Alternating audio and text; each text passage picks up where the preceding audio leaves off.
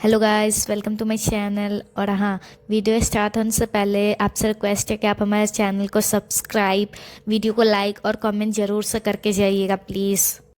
हाँ, तो आज मैं F4 थाईलैंड वाली सीरीज़ को एक्सप्लेन करने वाली हूँ। सीरीज़ के स्टार्टिंग में हम देखते हैं एक लड़की जिसका नाम गौरिया होता है, वही इस सीरीज़ की मेन लीड होती है।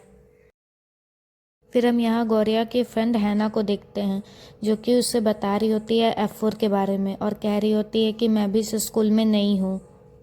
फिर गौरिया बोलती है जितना अच्छा स्कूल बाहर से लगता है उतना अच्छा स्कूल ये है नहीं।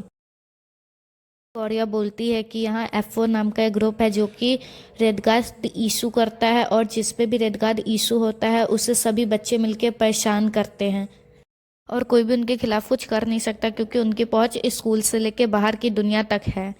इसी दौरान हम देखते हैं कि एक बच्चे को दोबारा से रेड कार्ड इशू होता है और फिर सोशल मीडिया पे फैलने लगता है, सभी मिलके उससे बुली करने लगते हैं। ये सब गौरिया और हैना भी देख रहे होते हैं, पर हैना कुछ नहीं कर सकती थी क्योंकि वह जानती थी कि अगर उसने कुछ कहा तो उसकी ज़िंदगी भी नर्क बन जाएगी।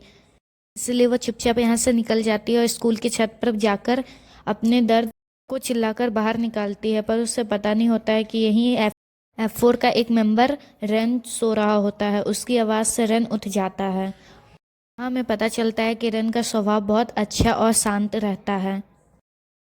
फिर गौरिया घर जाती है और आज के दिन को लेके बहुत दुखी रहती है। तब उसकी दोस्त पूछती है कि क्या हुआ गौरिया। तब गौरिया बताती है कि मेरा स्कूल बाहर से जितना अच्छा दिखता है उतना अच्छा अंदर से है नहीं। वह कहती है कि वहाँ कोई भी किसी को भी बुली कर सकता है और वहाँ केवल और केवल F4 का ही राज चलता है। और कहानी आगे बढ़ती है और हमें F4 के मेंबर्स के बारे में दिखाया जाता है।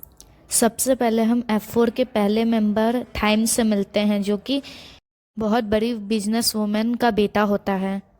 थाइम उनका इकलौता बेटा होता है, इसलिए वो बहुत बिगड़ा हुआ बदतमीज़ होता है। ऐसा नहीं कि वो केवल बिगड़ा हुआ होता है, उसमें बहुत अच्छी क्वालिटीज़ भी होती है। वह स्पोर्ट्स में बहुत अच्छा होता है, उस पर सारी की सारी लड़कियां फिदा होती है।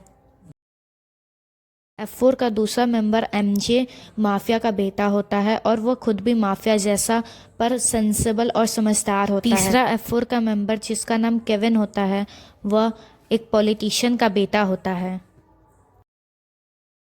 और फोर्थ मेंबर F4 का जिसका नाम रेन होता है, वो बहुत अच्छा शांत स्वभाव का होता है। और यही चारों हैं F4 सबसे बड़ी गैंग। और अब इनकी कहानी गोरिया से टकराने वाली होती है। फिर दूसरे दिन गोरिया और हैना साथ में मिलते हैं कैंटीन में, और एक गलती के कारण सब कुछ बदल जाता है।